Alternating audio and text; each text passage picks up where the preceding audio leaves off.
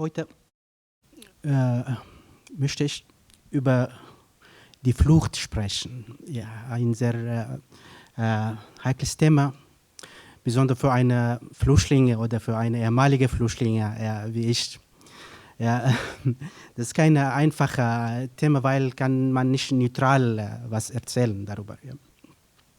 Die Flucht ist keine Frage einer Person an sich und dies ist eine Frage vielleicht einer Gesellschaft an sich oder einer Epoche an sich oder vielleicht, man kann sagen, eine bestimmte politische Umwelt an sich.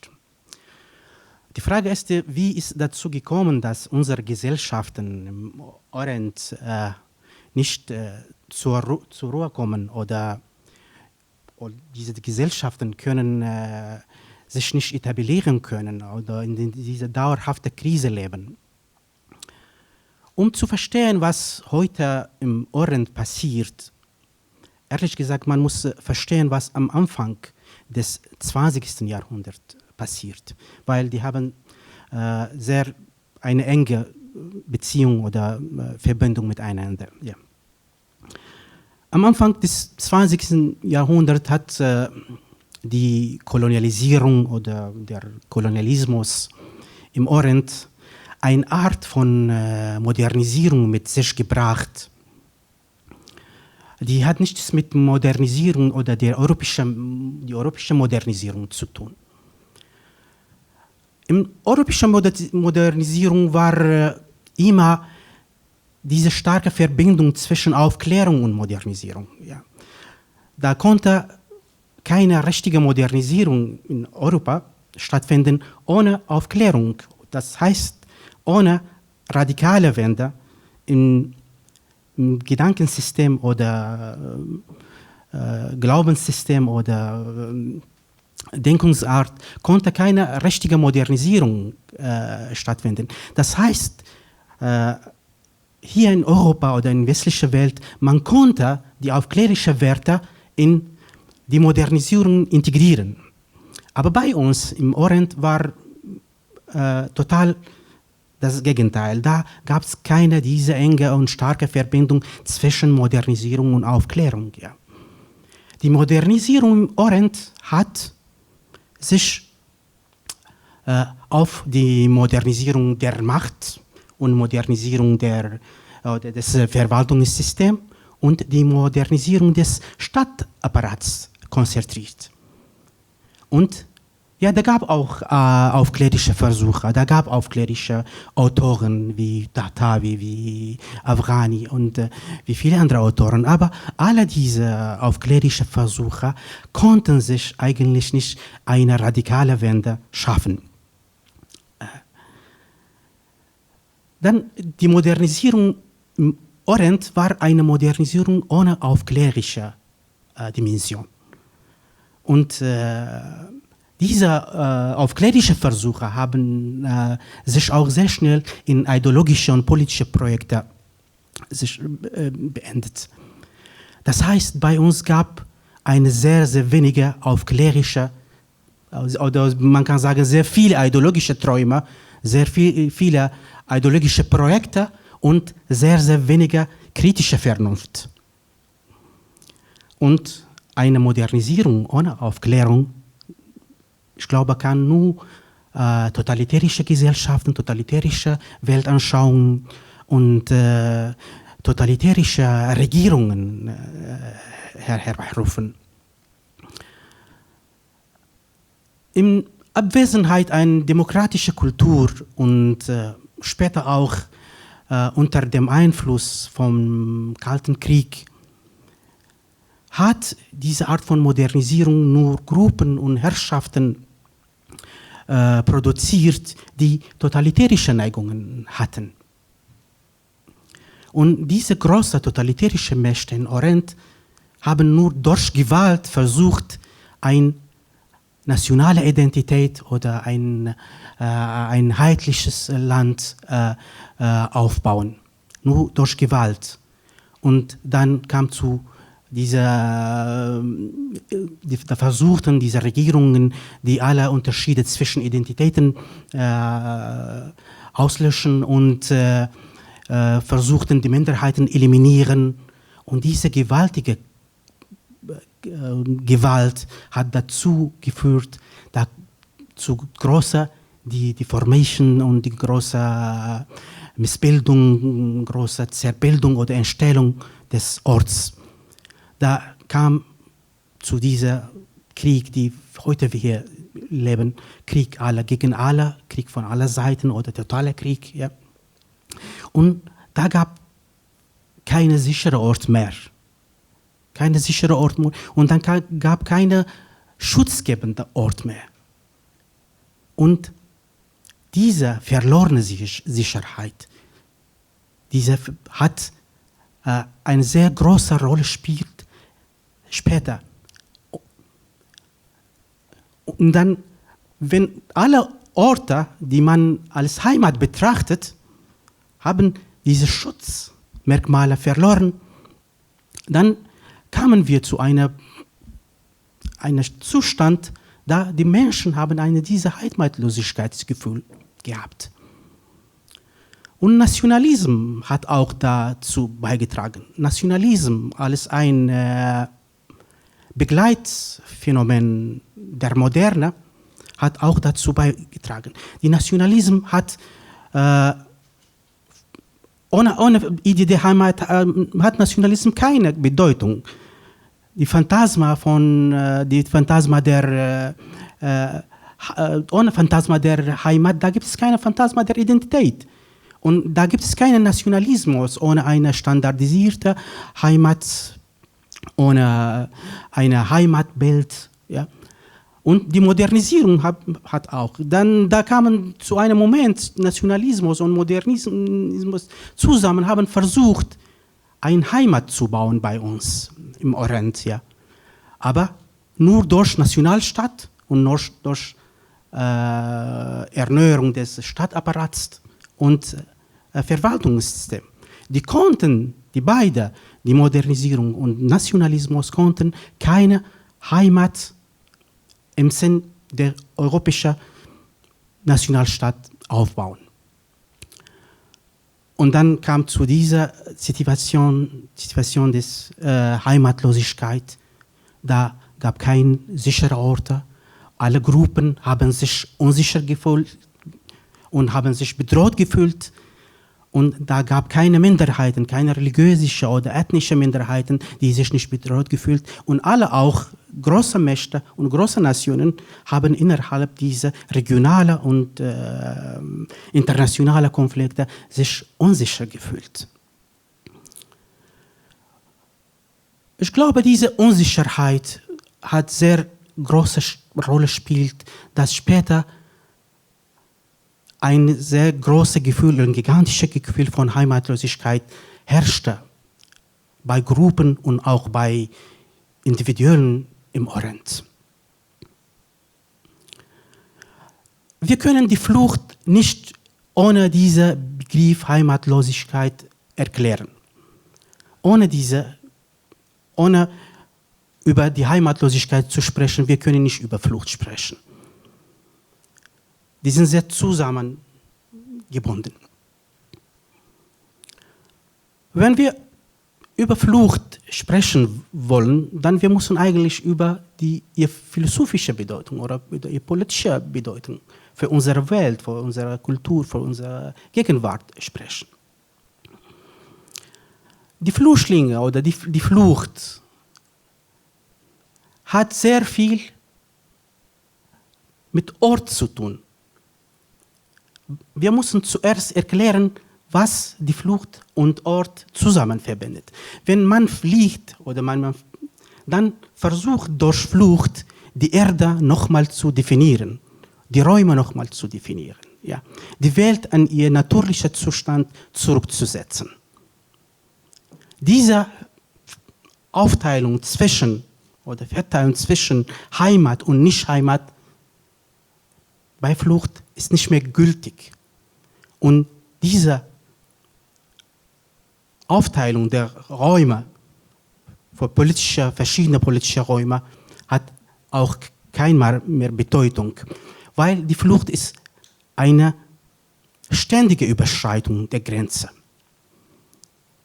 Wir wissen alle, dass die Globalisierung hat diese Verschärfung der Grenze auch versprochen.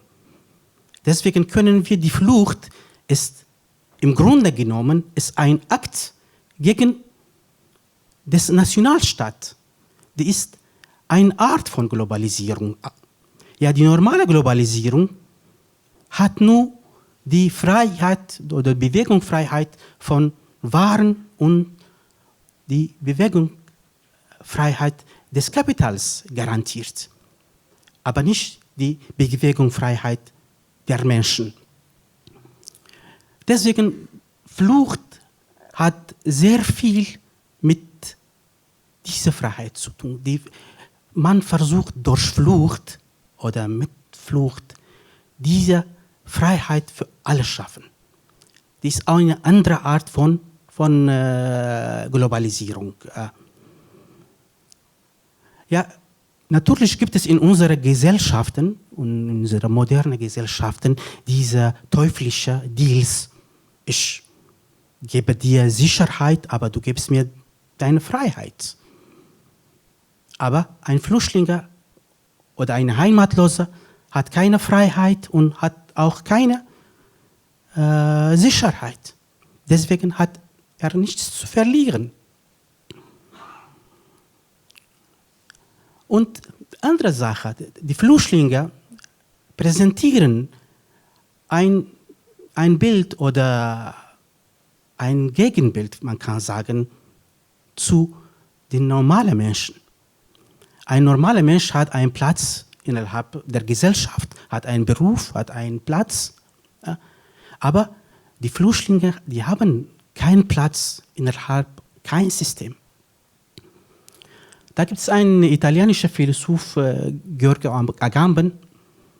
Er hat gesagt, dass die westliche Welt hat sich auf eine sehr radikale Trennung zwischen zwei Bereichen etabliert. Bereich des Lebens und Bereich des Rechtes. Und da kommt immer zu einer Situation, da geben es viele Leute, die haben kein Recht. Die sind nur nackt leben oder nacktes Leben. Die sind nacktes Leben. Er hat diese Leute Homo sacer genannt. Die sind Leute, sie können leben, aber man kann ihn töten, ohne eine Strafe zu bekommen. Homo sacer ist ein Mensch, der hat keinen Platz innerhalb eines politischen Rechtssystems. Und die Flüchtlinge sind die Homo sacer unserer Zeit. Man kann ihn töten, man kann ihn im Meer versinken, man kann ihn auf Boden schießen, man kann die verbrennen und ohne Strafe zu bekommen. Nach Agamben, diese Ausgrenzung oder diese ist ein großes Merkmal der westlichen Zivilisation. Kein System kann ohne diese Ausgrenzung leben oder existieren. Jedes System kann nur existieren, wenn er eine Gruppe ausgegrenzt. Weil ein System kann nur durch seine Grenze sich definieren, durch seine Ausdehnungsmöglichkeiten, durch sein Territorium. Und dann muss immer einer außerhalb geben, jemand. Deswegen man kann sagen, die Flucht oder die Flüchtlinge als ausgegrenzte Gruppe sind vorprogrammiert in dem System. Das ist kein Phänomen, die nur mit Krieg oder mit einer bestimmten politischen Situation in irgendeinem Platz in der Welt zu tun hat. Nein, das hat mit Funktionsart des Systems zu tun. Aber da kommt immer diese Frage, wer ist ein Flüchtling? Was sind die Merkmale einer Flüchtlinge? Ich versuche durch 2 Begriffe oder 3 Begriffe oder 3 Wörter ein bisschen die Flüchtlinge als Mensch beschreiben. Und diese 3 Wörter sind Angst und Freiheit und Ziellosigkeit. Angst ist ein großer Teil der Erfahrung der Flüchtlinge. Der Angst hat nichts mit einer bestimmten Situation, einem bestimmten Ort oder bestimmter Zeit zu tun. Das ist eine Art von Weltanschauung, man kann sagen. Das ist der Grundlage aller Erfahrungen. Ein Flüchtling hat immer Angst, weil er lebt normal in einer sehr fremden Welt und er kann diese Fremdheit nicht überwinden. Und er hat immer Angst, abgelehnt zu werden, inhaftiert zu werden, gestoppt zu werden, gemobbt zu werden und niederbetrachtet zu werden. Ja, die Angst ist sehr groß. Aber das ist auch ein sehr kreatives Angst, weil man muss trotz der Angst immer leben, lieben und weiter reisen und weiter sich bewegen. Deswegen man kann nicht diese Angst immer negativ betrachten. Das ist wie eine Quelle der Erfahrungen. Und da gibt es keinen Flüchtling auf der Welt, der keine Angst hat. Angst ist zum einen Bestandteil der Erfahrung des Flüchtlings geworden.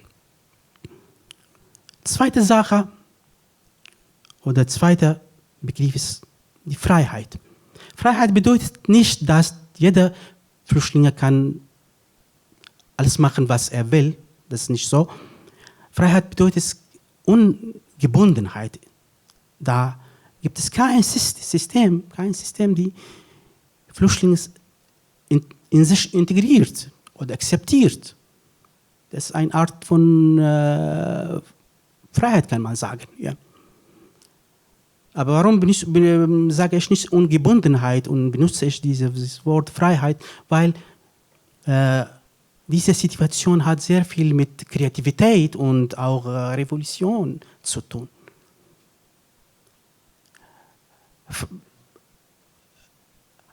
Heimatlosigkeit ist nur ein theoretischer Begriff ist. Und Flucht ist eine Art von Praktisierung dieser theoretischen Begriff. Man wird am Anfang heimatlos und dann umwandelt sich oder verwandelt sich zum Flüchtlinge. Um zu verstehen, was diese Freiheit bedeutet, ich muss zwischen 2 Arten von Bewegungen Unterschied machen. Eine geradlinige Bewegung und eine kreisförmige Bewegung, ich sage so. Und die Arten von Bewegung haben die ergänzen sich. Geradlinige Bewegung ist eine Art von Bewegung im Ort oder im Raum. Man nimmt eine Richtung und bewegt sich auf dieser Linie von Ort zum Ort und versucht immer, alle Hindernisse, alle Barrikaden zu überschreiten. Überschreitung ist ein sehr, sehr wichtiger Begriff für die Flüchtlinge. Und dieser Begriff war auch ein sehr wichtiger Begriff auch für diese französische Philosoph Georges Bataille, die Überschreitung. Man versucht durch Flucht immer Behindernisse und Barrikaden zu überschreiten.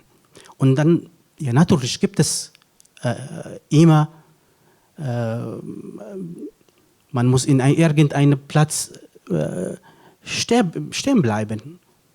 Aber dieser Drang nach Bewegung, dieser Drang nach Flucht, das bleibt immer. Ein Flüchtling hat kein Gefühl, dass er am Ziel gekommen ist. Da gibt es kein Ziel. Die Flucht ist selber ein Ziel, ist das Ziel.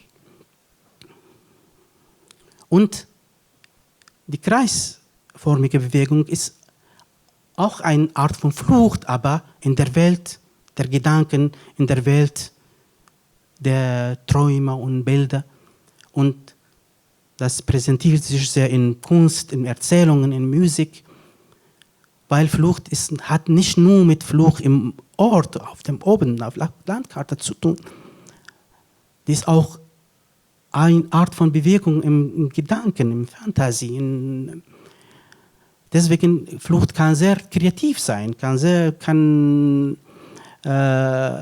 viel Kunst und Erzählungen oder produzieren. Die dritte Sache ist Ziellosigkeit. Ein Flüchtling hat kein Ziel.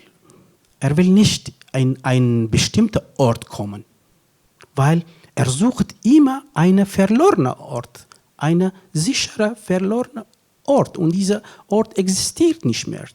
Diese verlorene Heimat existiert nicht mehr. Deswegen diese Bewegung, diese ständige Flucht, es bleibt immer. Die ist immer hier. Man wird nur gestoppt von irgendeinem Polizei oder einem Beamter und muss in irgendein Lager kommen. Aber dieser Drang nach Flucht, es bleibt immer. Und man versucht immer diese Flucht zu verlängern. Ja. Weil das Ziel, man kann nicht erreichen. Das ist ein metaphysisches Ziel, das ist ein unrealistisches Ziel. Flucht ist immer ein unvollständiges Projekt. Ja, das kann nicht zu Ende kommen. Und deswegen ist Ziellosigkeit herrscht hier für einen Mann, der kein Ziel hat. Jeder Weg ist der falsche. Für ein Schiff ohne Hafen, kein Wind ist der richtige, man sagt ja. Deswegen Ziellosigkeit ist ein sehr großes Merkmal für die Flüchtlinge, für Flucht. Und das bedeutet nicht, dass ein Flüchtling hat kein Verantwortungsgefühl und die will immer fliehen und die will nicht einen Platz bleiben. Nein, Flucht ist ein Schrei, ist ein Ruf für die Welt, dass da gibt es andere Wege, weil ein Flüchtling ist immer ein Pionier, neue Welt, ein Pionier, präsentiert die Möglichkeit, neue Werte und neue Gedanken und neue Möglichkeiten. Ein normaler Mensch innerhalb eines Systems hat ein bestimmtes Ziel, aber Flucht ist ein Aufschrei, auch ein Aufruf, dass wir die Welt nochmal anders überlegen und die Ziele und diese normalen Ziele, die uns als Mensch in diese schwere Situation gebracht, nochmal überdenken. Deswegen, da gibt es eine sehr viele tiefe philosophische Bedeutung in der Flucht. Und man das nicht ignorieren muss. Ja. Da komme ich zu dieser Frage, warum die europäischen Länder, warum die Europäer haben Angst von den Flüchtlingen. Ja. Das ist auch eine sehr wichtige Frage. Warum? Ich versuche durch zwei, drei Punkte alles zu erklären, was ich zu sagen habe. Die Bewegung oder die Freiheit der Bewegung war immer ein Ausnahmerecht oder ein Sonderrecht oder ein Vorrecht der westlichen Menschen. Die war ein Zeichen, nur die westlichen Menschen kann überall reisen, kann überall forschen, kann überall Urlaub machen, überall ankommen, in jede Ecke der Welt hinreisen. Aber die anderen Völker haben keinen so. Das war ein Zeichen der Macht, diese Freiheit der Bewegung. Das war wer sich frei bewegt, ist auch der Herrscher der Welt. Deswegen, diese freie Bewegung, dann kommt plötzlich diese schwache Kreatur, der Flüchtling, diese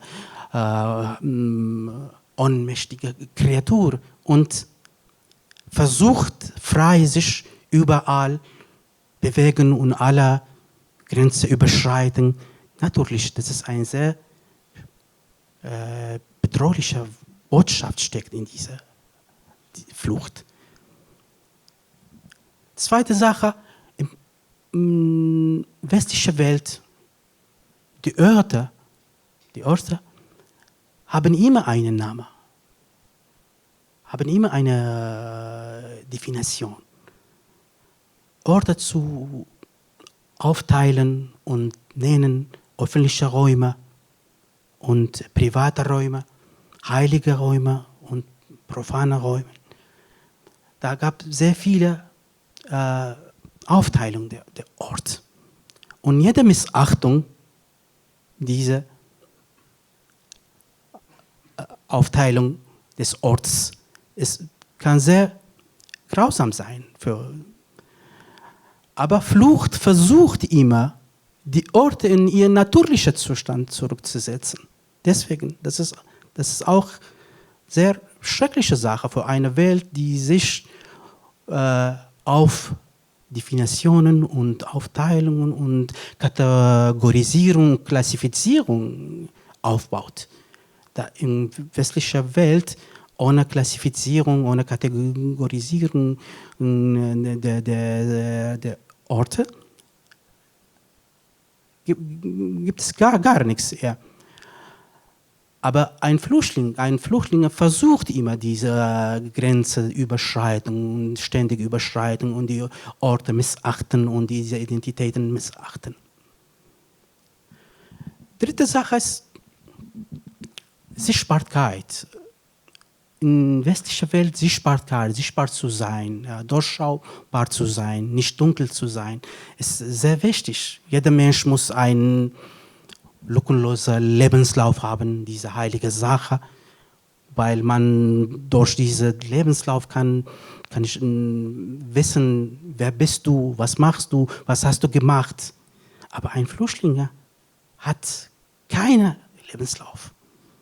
Als ich nach Deutschland kam, man hat mich gefragt über meinen Lebenslauf. Aber ich war vorher 10 Jahre auf der Flucht von Saddam Hussein. Dann habe ich keinen Lebenslauf gehabt. Ja.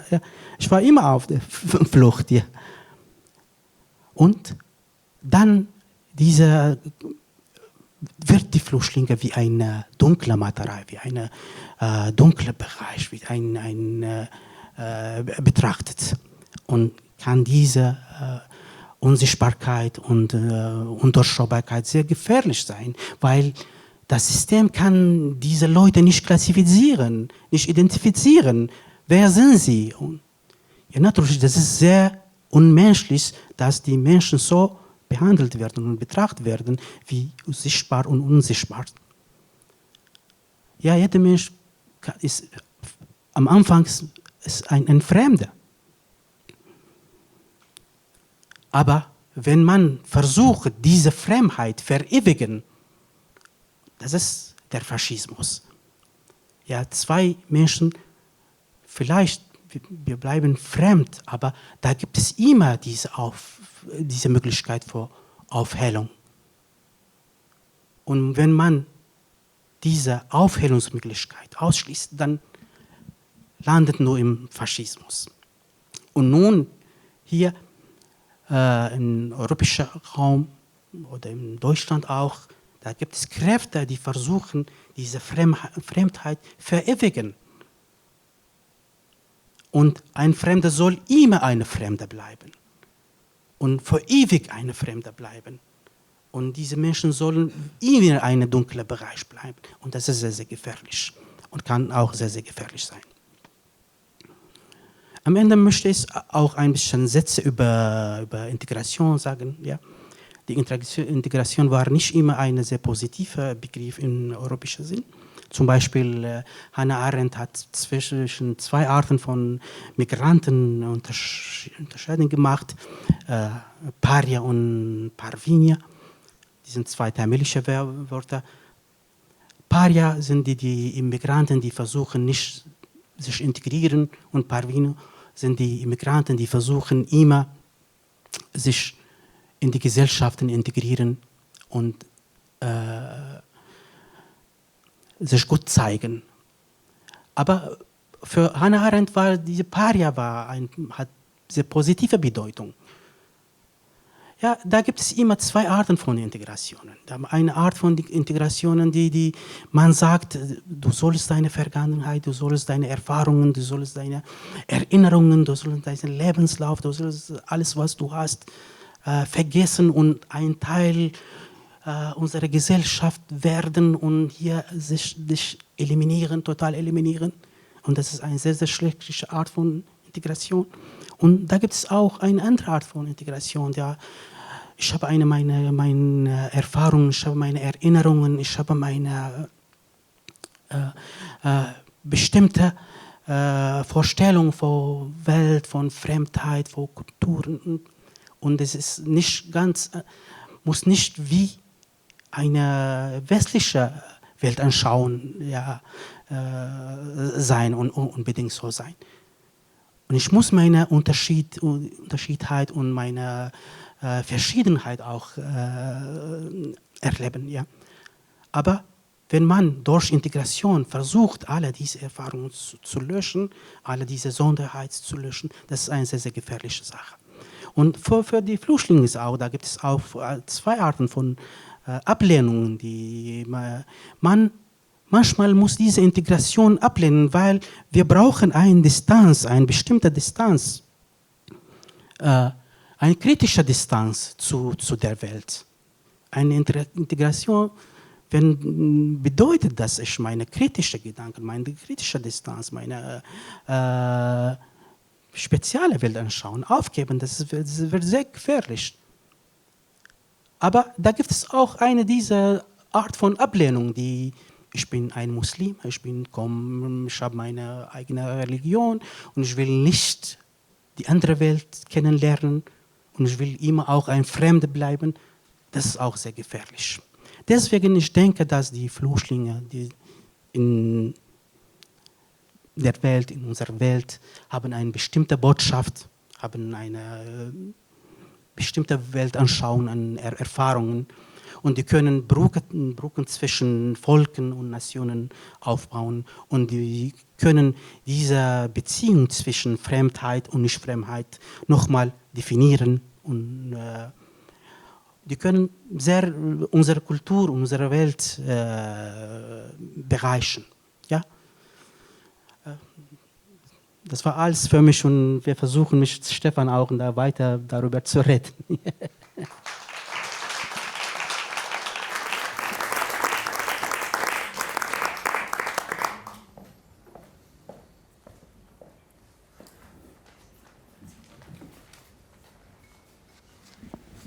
Jetzt hast du den schwarzen Peter an mich weitergegeben, aber ich gebe ihn dir wieder zurück, du kannst sicher sein.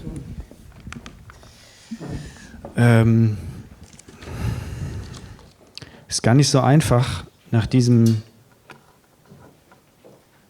Vortrag von dir, der von ganz tief aus dir rauskam. Ja? Das ist ein Text, oder es sind Überlegungen, über die du lange nachgedacht hast. Es ist nichts, was du jetzt eben dir ausgedacht hast oder gestern am Schreibtisch gesagt hast. Ich habe das Glück gehabt, dass ich einen Teil dieser Überlegungen schon einmal lesen durfte, weil wir diese Überlegungen publiziert haben in unserer Zeitschrift für das Goethe-Institut. Die das nachlesen möchten, können das tun. Das ist nämlich im Internet frei zugänglich unter www.goethe.de/Fikrun. Dort finden Sie den Text von Bachtiar Ali unter seinem Namen auch.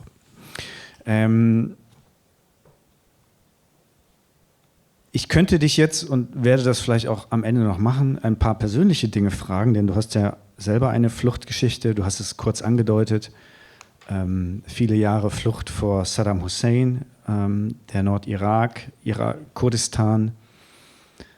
Ich will aber mit einer anderen Frage anfangen, und zwar möchte ich dich Folgendes fragen. Die Flüchtlinge werden ja und die Tatsache, dass es Flüchtlinge gibt, wird von ganz vielen verschiedenen Leuten anders interpretiert. Und jeder versucht sozusagen seine eigene politische Linie irgendwie auf die Flüchtlinge zu beziehen, mit oder gegen die Flüchtlinge zu begründen und so weiter. Und es gibt nun eine sehr interessante These, die viele Freunde von mir vertreten, die mir im Prinzip auch sympathisch ist, die nämlich Folgendes macht. Diese Freunde sagen, wir in Europa haben eine Krise, wir wissen nicht mehr, was die europäische Einheit ist, wir wissen nicht mehr so genau, wer wir selber sind. Wir haben den europäischen Traum von Frieden, von Völkerfreundschaft, von europäischer Integration, diesen Traum haben wir aus irgendwelchen Gründen vergessen. Und nun kommen die Flüchtlinge zu uns, weil sie genau das suchen. Diesen Frieden, den wirtschaftlichen Wohlstand, auch die Freiheit, über die Grenzen zu reisen. Und jetzt gucken wir auf die Flüchtlinge und die Flüchtlinge erzählen uns etwas über die Werte, die wir verloren haben. Und gleichzeitig sagst du in deinem Essay, in dem, was du uns gesagt hast, im Kopf des Flüchtlings ist Europa gar nicht das Paradies, was wir uns vielleicht vorstellen. Wie siehst du diese Vision? Also mit welcher Vision kommen die Flüchtlinge her? Haben sie tatsächlich so eine Vision, wie wir das vielleicht gerne glauben würden, dass sie sagen, okay, Europa ist ein Paradies, wir haben es nur leider vergessen? Oder haben diese Flüchtlinge eine andere Vision? Nein, ich selber habe kein Paradies gesucht. Und ich glaube, alle Flüchtlinge, die suchen kein Paradies. Vielleicht die suchen einen sicheren Ort, aber die suchen kein Paradies. Die sind nicht Idioten, die von der Hölle zum Paradies fliegen. Ja. Die sind Leute, die haben etwas verloren, etwas Grundlegendes. Und werden überall nach dieser verlorenen Sache suchen. Und die sind nicht nur in Europa. Und man muss das verstehen. Das ist das Problem. Warum die Europäer verstehen, dass die Flucht ist nur hier geschieht oder nur diese Richtung nimmt. Da gibt es Millionen von Flüchtlingen auf der Welt. Die suchen diese, weil die haben ihre Heimat verloren. Und diese verlorene Heimat hat mit dieser falschen Modernisierung im Anfang des 20. Jahrhunderts zu tun. Ja. Man muss die Geschichte zuerst lesen und das verstehen, warum, was das hat geschehen, was heute geschieht. Ja. Und wie ist es dazu gekommen. Ja. Und ich kann das ohne diesen Kollaps der Moderne und Kollaps auch des Nationalismus nicht erklären. Und diese beiden haben mit Weltsystem zu tun. Das sind keine lokalen Probleme bei uns. Die sind nicht lokale Strukturen, haben diese Katastrophe verursacht. Die waren globale Katastrophen, die diese verursacht. Und Flucht ist ein Teil von unserem Globalsystem. Das ist kein Problem, die sich bewegt von Ost nach West. Nein, das ist ein Teil von diesem gesamten System. Ja, so verstehe ich es. Ja. Die gescheiterte Moderne, das ist ja auch das, was die zum Beispiel die Frankfurter Schule, Adorno und Horkheimer gesagt haben nach dem Zweiten Weltkrieg, warum Deutschland schließlich ein faschistisches Land wurde. Nun können wir sagen, dass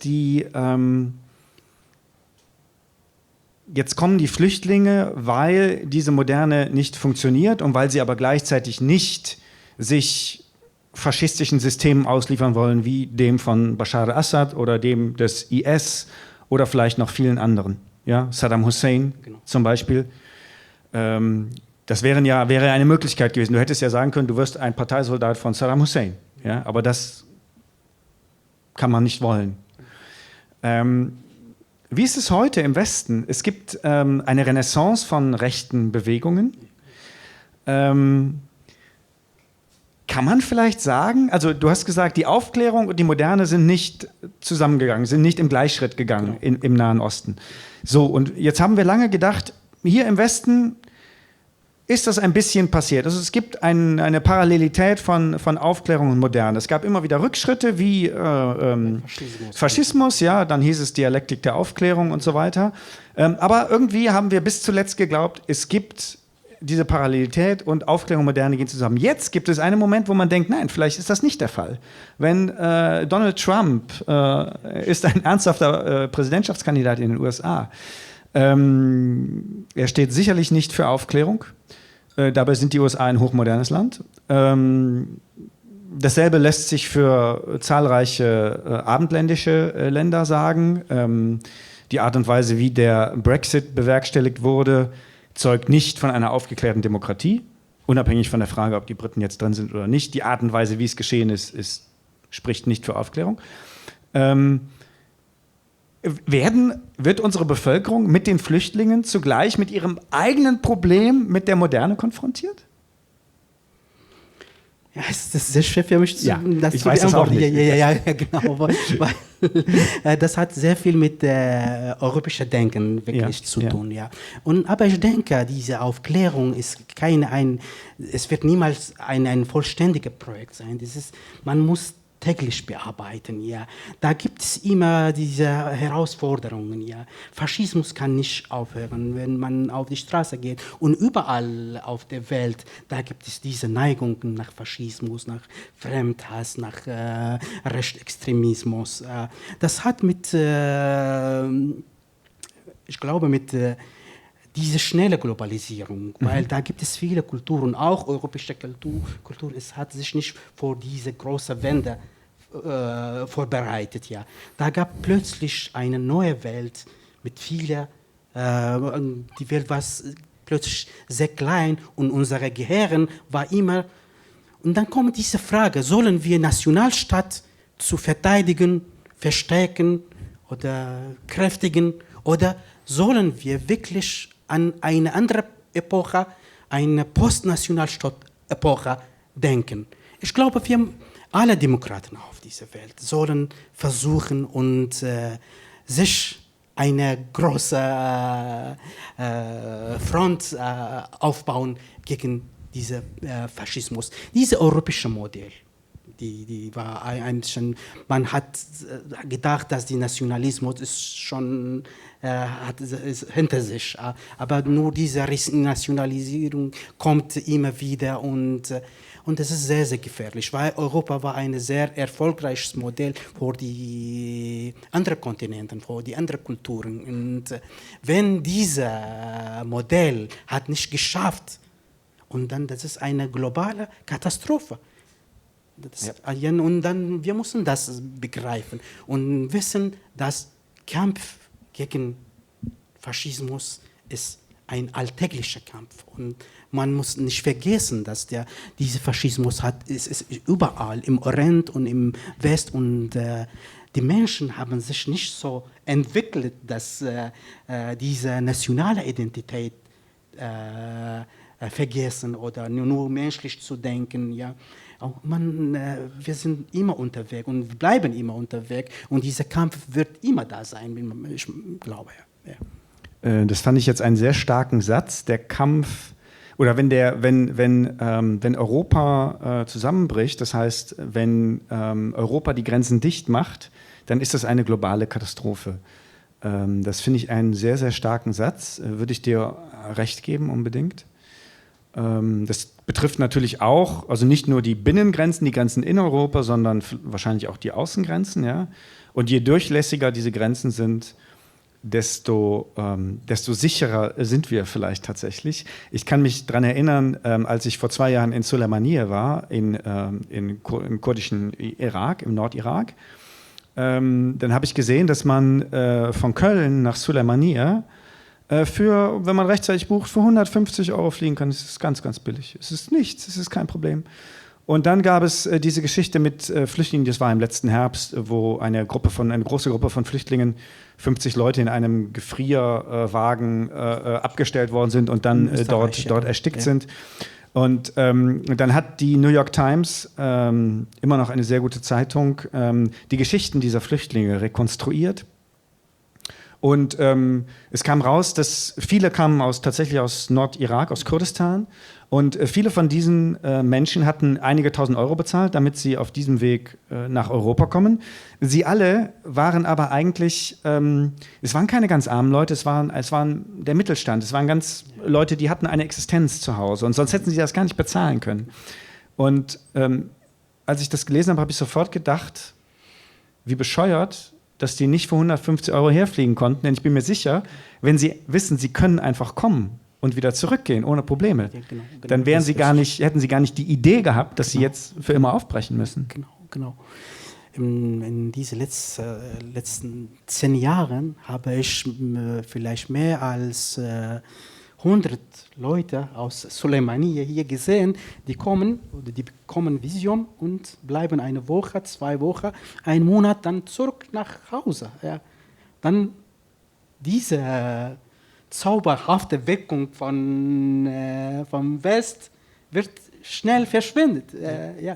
Weil, das ist natürlich, dieses Bild vom West, man kriegt nicht von der Realität, hat nicht mit Realität zu tun, hat vielleicht mit Hollywood und alle Hollywood-Filme und alle, das ist eine Vorstellung, das hat nicht mit Realität zu tun. Aber das Problem ist, alle Orte unserer Fantasie und hat ihre Realität verloren. Wenn man keine Heimat hat, dann hat keine reale Beziehung zum Ort. Ja. Und man muss das korrigieren. Ja. Und das ist auch eine globale Aufgabe. Man kann nicht nur im Orient allein das schaffen. Wenn alle Diktatoren sind immer da und alle Demokraten werden so geschlachtet und dann man kann eigentlich nicht sehr viel dort auch ändern. Man muss diese Beziehung zwischen Menschen und Ort, zwischen Menschen und Heimat korrigieren. Ja? Und dann kann diese Realität in Beziehung zwischen Menschen und Ort wieder zurückkommen. Ja? Ja? Weil momentan haben wir immer Träume und Albträume und falsche Bilder uns im Kopf. Und die kommen immer wieder. Das sind wie eine dieser nicht ewige Wiederkehr. Ja? Weil diese falschen Bilder sind dominant. Vielleicht bei manchen gibt es auch diese Illusionen, dass die West ist ein Paradies. Aber dann wird sehr schnell verschwendet, wenn jemand hier ist und sieht die Tatsachen, dass es nicht so ist. Ja. Genau, das heißt also in dem Moment, je strenger wir die Grenzen bewachen, desto mehr steigen die Fantasien über das, was dahinter ist. Was ja auch ganz natürlich ist. Wenn man einem Kind etwas verbietet, dann will es natürlich genau das machen. Ja, bei Frauen auch, wenn sie... Männern auch. Männern auch. Das müssen wir sagen, alle Menschen. Ja? Alle. Das haben wir in uns. Das ist dieses, was du gesagt hast, Überschreiten der Grenzen. Ja? Und da sehe ich also eine Dialektik, aber eine schöne Dialektik, weil aus dem, was du sagst, schließe ich eigentlich, wir brauchen eine Art von Heimat oder zumindest etwas, das nicht zerstört wird durch diese Diktaturen oder dadurch, dass es wirtschaftlich zu schwierig ist. Genau. Genau. Und aber gleichzeitig brauchen wir auch die Bewegung und das Weggehen, weil das Element des Nomadischen ist für dich ja sehr wichtig. Ja, genau. Der Mensch ist ein Wanderwesen. Habe ich das richtig verstanden? Genau. Ja, ein Mensch ist immer ein Nomad, meine ich. Besonders die Intellektuellen, ja, die sind immer noch. Theodor Adorno hat sich einmal als ein professioneller Heimatloser beschreibt. Ja. Und ich glaube, nicht nur Adorno, vielleicht alle Intellektuelle und vielleicht auch alle Menschen auf einen bestimmten Grad können ein Heimatloser sein. Ja. Heimat ist nur eine Fantasie und ist eine Idee. Man kann die eigentlich sehr schnell verlassen, wenn man außerhalb der Heimat ist. Und Sie haben selber sehr schön darüber geschrieben in diesem mohammedanischen Versuch. Am Anfang habe ich so schon gelesen. Ja. Und ich denke, die Menschen können auch ohne Heimat leben, aber ich denke, dass die Flüchtlinge versuchen, ich lese immer hier, man schreibt, die Flüchtlinge suchen eine Heimat. Aber das ist vielleicht falsch. Die versuchen, diese Heimatlosigkeit akzeptierbar zu machen. Ja. Da gibt es eine Realität von Heimatlosigkeit und da gibt es Menschen, die sie wirklich wollen, heimatlos zu leben oder heimatlos zu bleiben und nomad zu leben, ja. Nicht nur in einer Ebene, und in verschiedenen Ebenen, zum Beispiel in Gedanken. Gilles Deleuze hat über diese Nomadität in Gedanken und in Philosophie beschreibt. Ein Philosoph ist immer ein Nomad oder die bewegt sich zwischen Begriffen und Texten. Und auch ein Mensch kann so sein, sich zwischen Orten und Räumen und Ländern bewegen, ohne gefährlich zu sein. Man muss das versuchen. Heimatlosigkeit kann nicht sehr gefährlich sein, kann sehr positiv sein, kann sehr kreativ sein. Ja? Und man muss das akzeptieren. Das ist ein sehr, sehr schöner Gedanke, weil das heißt im Grunde ja, dass wir einem falschen Begriff oder einer falschen Idee oder Ideologie aufsitzen, nämlich die Ideologie, dass Heimat oder eine Heimat zu haben besser ist als zu wandern. Ja, wenn es uns aber gelänge, früher mussten die Menschen wandern, weil sie mit ihren Tieren umhergezogen sind und so weiter, wenn es uns aber gelänge zu sagen, oder das Wandern, die Wanderschaft, das Nomadische aufzuwerten, ja, dann stellen wir ganz schnell fest, dass es nicht schlimmer ist als die Heimat. Vielleicht ist es sogar befreiender. Ja? Oder es gibt vielleicht, der eine zieht das andere vor, der eine das andere. Aber zurzeit ist vielleicht genau das Problem, dass wir eine Ideologie der Heimat haben. Und diese Ideologie der Heimat, die wir seit einigen 100 Jahren haben, verdankt sich natürlich dem Nationalismus, also der Idee, dass Menschen nach Nationen zu ordnen sind. Vorher waren sie ja... Muss eine Heimat haben, eine Identität haben. Genau. Das ist sozusagen das Ordnungssystem und das hat uns die Ideologie der Heimat vererbt. Und diese Ideologie der Heimat bricht jetzt zusammen. Nicht nur wegen der Flüchtlinge, die wir jetzt alle haben, sondern auch, weil zum einen diese Heimat repressiv wird, ein Zwangssystem, wie zum Beispiel unter Saddam Hussein, ja, oder auch im Deutschen Reich natürlich, unter Hitler meine ich, im Dritten Reich. Sie wird ein Zwangssystem. Oder sie ist sowieso nicht mehr zu halten, weil sie wirtschaftlich nicht mehr funktioniert. Die Globalisierung, wie gesagt, du hast es gesagt, das Kapital wandert, die Menschen noch nicht. Aber es ist klar, dass wir wahrscheinlich diesen alten Begriff von Heimat nicht mehr halten können, nicht mehr festhalten können. Oder nur noch um einen sehr, sehr harten Preis. Und genau das ist das Problem vielleicht vieler Menschen heute, die sowohl gegen die Flüchtlinge sind, als auch mit der Globalisierung nicht klarkommen oder mit den ganz neuen technischen Entwicklungen. Diese technischen Entwicklungen sind ja, meine Heimat ist da, wo mein Laptop und mein Handy ist. Ja? Ja? Und da kann ich mit meiner Freundin skypen oder so. Ja? Mehr brauche ich nicht. Und, aber die Leute, die die Heimatideologie im Kopf haben, die nichts anderes kennen, die kommen damit nicht klar. Das ist so. Weil trotz der Kollaps von Nationalismus, aber diese Idee ist immer noch da. Ja. Nationalismus ist als Projekt ist schon gescheitert. Ja. Er konnte die Menschheit wirklich nicht nur Katastrophen bringen. Ja. Das war eine sehr gefährlichste Ideologie meiner Meinung. Das war gefährlicher als dieser religiöse Extremismus oder sogar gefährlicher als Marxismus. Aber trotzdem ist es eine sehr beliebte, immer noch beliebte Ideologie, weil die Menschen können ohne Identität vielleicht nicht leben. Die versuchen sich zu definieren und die können sich selber als freie Menschen nicht definieren, dann versuchen durch ihre Gruppen oder ihre Heimaten oder ihr, weiß ich nicht, durch diesen Nationalismus sich definieren.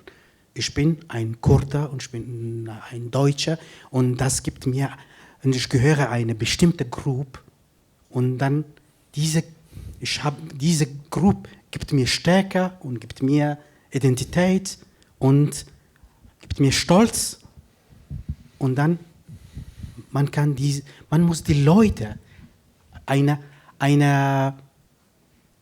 gegennationalistische Bildung eigentlich haben und muss diese gegennationalistische Bildung überall sein, in alle Kulturen und in aller Welt. Menschheit in allen Ländern der Welt wird immer nur nationale Geschichte und nationale Geografie, nationale Literatur studiert. Ja. Und das ist sehr gefährlich. Ich konnte selber keine arabische Seele eintreten, wenn ich nicht selber arabische Literatur gelesen hätte. Und ich konnte keine persische Seele kennenlernen, wenn ohne persische Literatur. Aber ich habe das nicht in der Schule gelernt. Ja. Ich habe selber versucht. Man muss versuchen, diese antinationale Education oder Bildung verstecken, meiner Meinung nach. Genau, und das heißt doch eigentlich, dass wir eine andere Art von Erzählung brauchen oder eine andere Art von Mythos. Also nicht mehr den Heimatmythos, sondern vielleicht eher den Mythos der Odyssee. Genau. Ja? Also dass wir, und dann wäre meine Frage, wenn wir das brauchen und vermitteln müssen, damit die Leute auch ein anderes Orientierungssystem haben, wenn die Nation oder auch wenn man nicht mehr von Nation reden will, sagen wir nur die Heimat, ja, und sei es Mecklenburg-Vorpommern, wenn Sie nur das als Referenzrahmen, als Orientierungsgröße haben, dann bleibt Ihnen natürlich nichts anderes übrig, als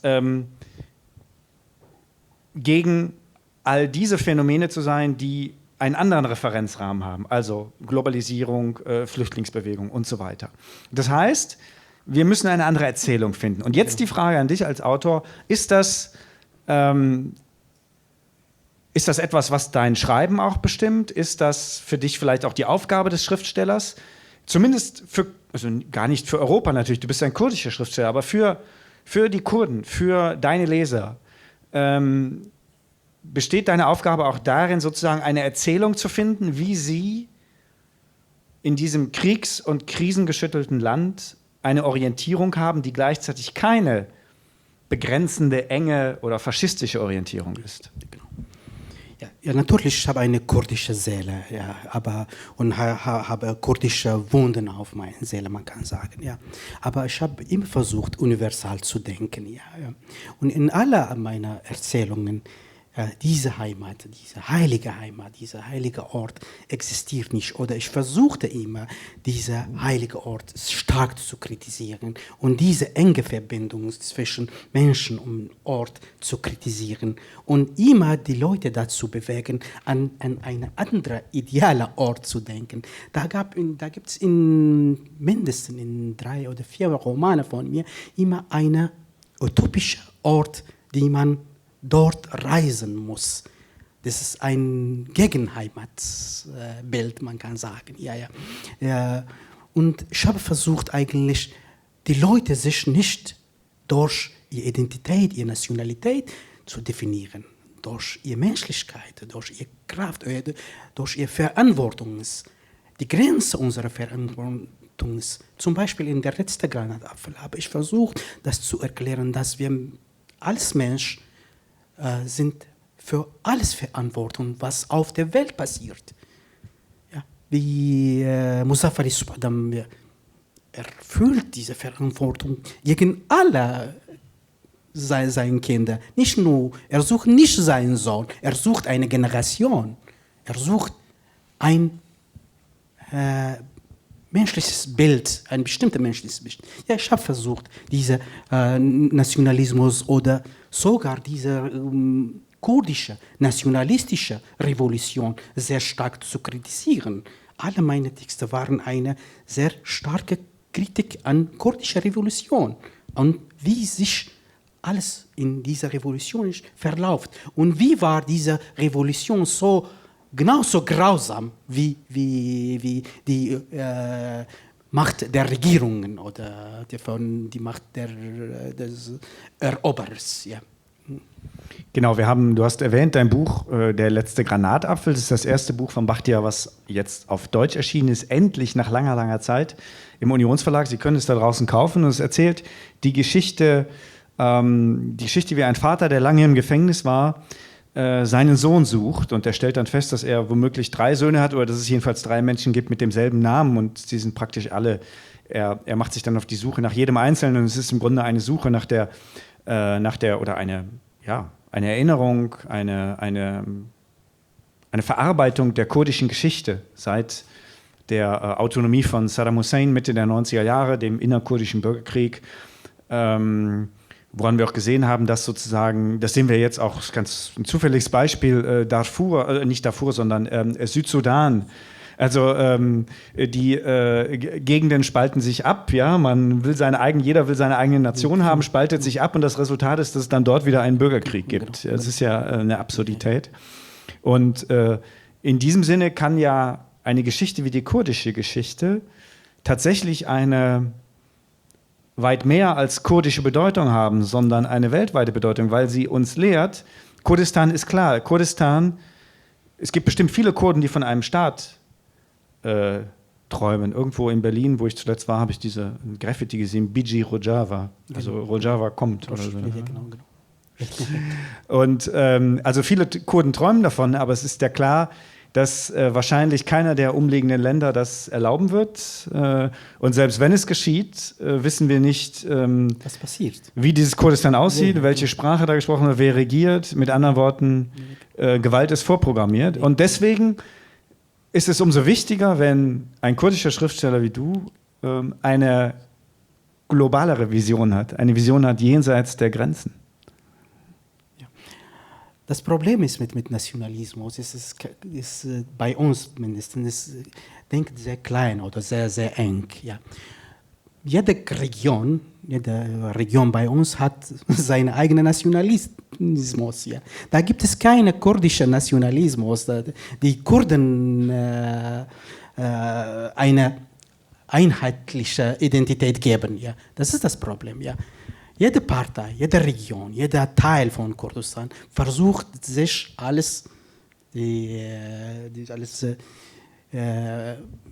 diese Kraft zu zeigen oder darstellen, der kurdische Nationalismus vertritt. Und das ist diese falsche Vorstellung. Der Nationalismus kann nur sehr eng denken, kann nicht über die Menschen denken. Und diese kleine nationalistische Neigungen, das ist kein Nationalismus, das sind kleine nationalistische Neigungen, die sich in irgendeine Partei verkörpern und dann schnell wird die Partei selber es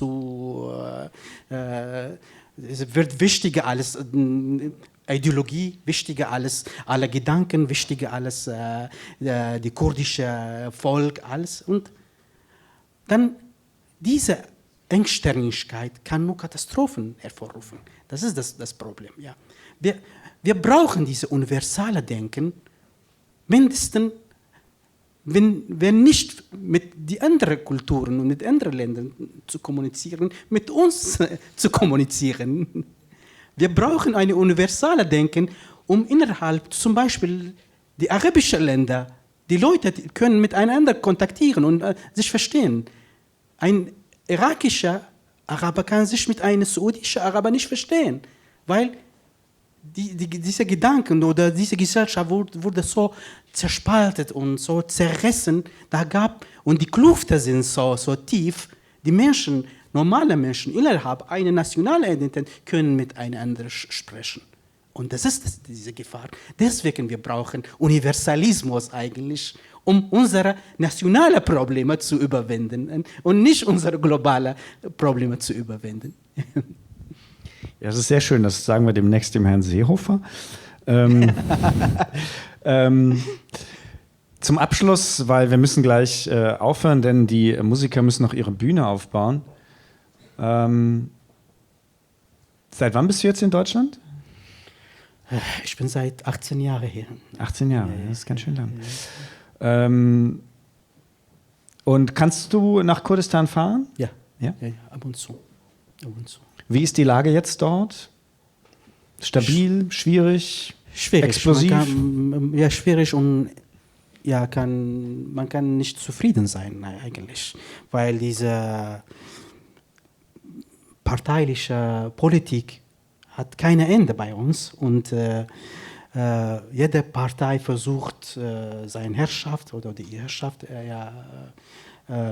praktizieren und da gibt es keine Kompromisse und keine richtige Gespräche und keine richtigen Verhandlungen zwischen diesen Parteien und ja, natürlich, diese politische Lage ist sehr, sehr kritisch dort, ja, man kann sagen. Ja, ja. Und die wirtschaftliche Lage vor 3-4 Jahren war sehr gut. Sie waren selber auch da und haben fast alles gesehen. Ja. Aber momentan ist es sehr schlecht. Da gibt es keinen Lohn seit einem Jahr. 5 Monate haben alle keinen Lohn gehabt. Und nun, da gibt es nur noch 1,5 Lohn und da herrscht die Armut und die Leute sind sehr wütend auf alles. Und da gibt es auch Leute, die über die kurdische Stadt sprechen in diesem Zustand und das ist das Lächerliche für mich. Ja. Du fliegst übermorgen wieder hin? Ja. Ich wünsche dir alles Gute. Danke. Wir freuen uns, wenn du wieder zurückkommst und ich hoffe, dass wir das Gespräch fortsetzen. Vielen Dank, Bachtiar. Ja, danke schön. Danke. Danke.